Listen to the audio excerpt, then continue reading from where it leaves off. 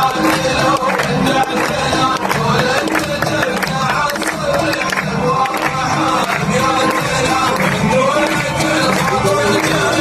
का पूरा यूएई भारत माता जय के नारों से गूंज उठा। हमने देखा यूएई को इंडियन कल्चर के रंग में रंगा हुआ। हमने अक्सर ये पहले भी देखा है कि इंडिया के प्राइम मिनिस्टर नरेंद्र मोदी जहां कहीं जाते हैं वहां पे बड़े ही पुरजोश तरीके से इंडियन कल्चर को फॉलो किया जाता है। अच्छा, लेकिन अब हिंदुइज्म और हिंदू कल्चर की तरफ सऊदी अरब का जो खिंचाव है या जो झुकाव है वो बहुत ज़्यादा इस्लामिक दुनिया को जी चुप रहा है कि मुस्लिम कंट्री, मुस्लिम उम्मा का लीडर हिंदुइज्म की तरफ क्यों जा रहा है। हमारे साथ सर मौजूद है, इनसे बात करते हैं, इनका नाम जानते हैं। अस्सलाम वालेकुम। वालेकुम अस्सलाम। इस बार कान्हा की ड्रेस और उनकी सज्जा से जुड़े सामानों का करीब 500 करोड़ रुपए का कारोबार हुआ है। इनमें से सबसे ज्यादा हैरानी वाली बात यह थी कि सऊदी अरब से भी बड़ी संख्या में करोड़ों रुपए के भगवान श्री कृष्ण की ड्रेसेस के ऑर्डर आए हुए हैं। उन्होंने जो 30 सालों में जो काम किया, अपने लोगों को ट्रेन कर करके बाहर भेजा। दुनिया की 25 बड़ी कंपनीज के सीईओज इंडियन हैं। मोदी अगर इधर आएगा, अमीर मुल्क है, तो हो सकता है इधर भी भारत माता के नारे लगने शुरू हो जाएं। वो अपनी इन्वेस्टमेंट अगर इधर लेके आएगा, सारी गेम इन्वेस्टमेंट की है। अगर वो दुबई में गया है, यूएई में गया है, तो वो उधर इन्वेस्टमेंट करेगा। पाकिस्तान को बहुत सख्त ज़रूरत है कि इंडिया के प्राइम मिनिस्टर लेकर तशरीफ लेकर जाएं। इंडिया जो कि पॉपुलेशन में दुनिया का सबसे बड़ा कंट्री, 5th लार्जेस्ट इकोनॉमी है। नमस्कार दोस्तों, पहले तो आप सभी को जन्माष्टमी की ढेर सारी शुभकामनाएं।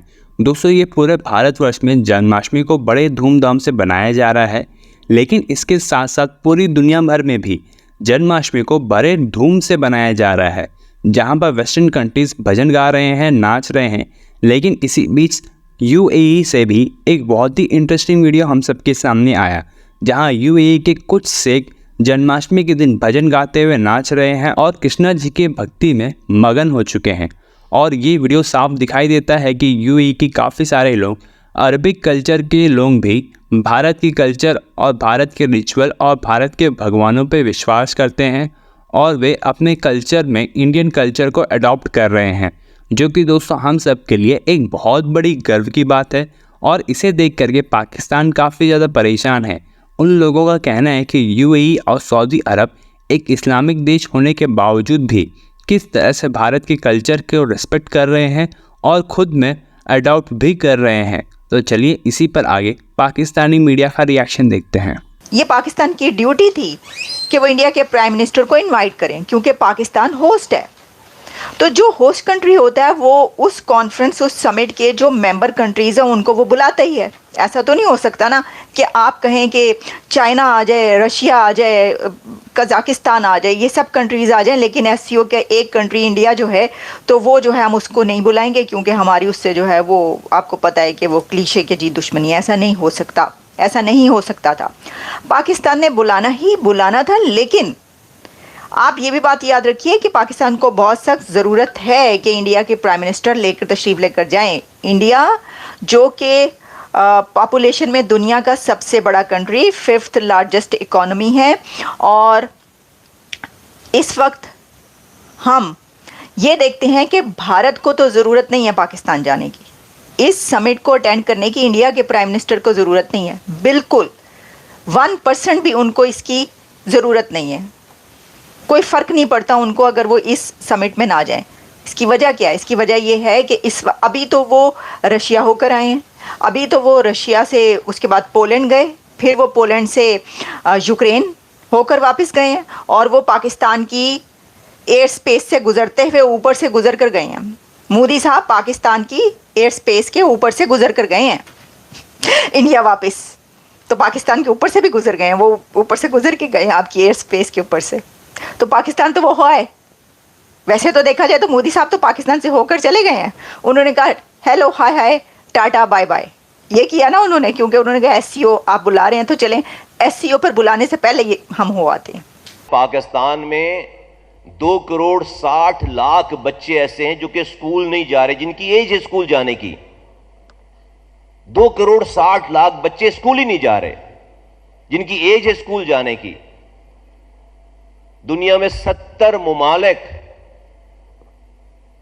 की पॉपुलेशन 2,60,00,000 से कम है। हम 70 ममालिक से बड़ी तादाद हमारे बच्चों की, उन बच्चों की जो कि स्कूल ही नहीं जा रहे, और जो स्कूल जा रहे हैं, और मैं बात कर रहा हूं सरकारी स्कूलों की, वहां पर क्या हो रहा है, क्या सिखाया जा रहा है, क्या पढ़ाया जा रहा है, वो एक अलग स्टोरी है। मैं बचपन से सुनता चला आ रहा हूं कि घोस्ट टीचर होते थे, घोस्ट स्टूडेंट होते थे। अभी हमारे यहां, हमारे सूबे में एक रिपोर्ट जमा हुई है हाई कोर्ट में घोस्ट स्कूल्स की। आउट ऑफ 48,000 पहली दफा में पता चला कि स्कूल भी घोस्ट होते हैं। तो आउट ऑफ 48,000 स्कूल्स में से 11,000 स्कूल घोस्ट हैं। कैन यू इमेजिन कि हम क्या कर रहे हैं अपने साथ? 11,000 स्कूल घोस्ट का मतलब है कि उसकी टीचर्स की तनख्वाहें जा रही हैं, उसके मेंटेनेंस के पैसे जा रहे हैं, उसके पानी का बिल जा रहा है, बिजली का बिल जा रहा है, और स्कूल ही नहीं है। तो दुश्मनों की जरूरत है नहीं हमें। इसको किसी ने नहीं बिगाड़ा और कोई बिगाड़ नहीं सकता। इसको इस नहज तक हम लोगों ने पहुंचाया है और कोई बाहर से आके इसको ठीक भी नहीं कर सकता। इसको हमने ही ठीक करना है, आपने ठीक करना है। और मैं बहुत खुश हूं इस बात पे कि दुनिया में बेसिक सी बात है कि अगर आपको कोई बीमारी है तो उसको डायग्नोस तो करें, पहले समझें तो कि हम बीमार हैं, और फिर उसकी रेमेडी करेंगे, उसे इलाज करेंगे।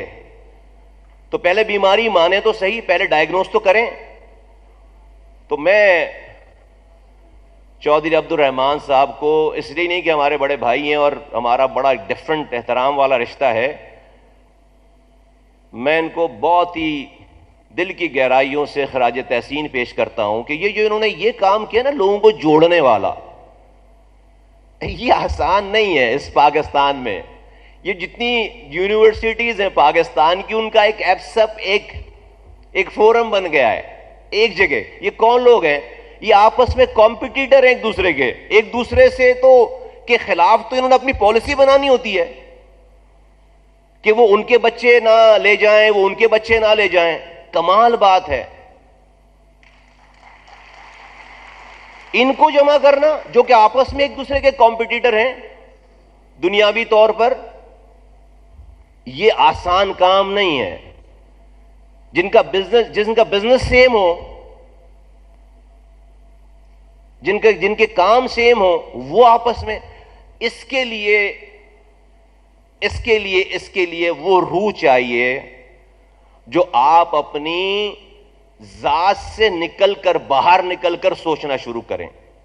और तवक्कुल चाहिए कि आपका जो रिस्क है, आपकी जो इज्जत है, आपका जो मुकाम दुनिया में अल्लाह ताला ने फिक्स कर दिया है, वो आपसे कोई ले नहीं सकता।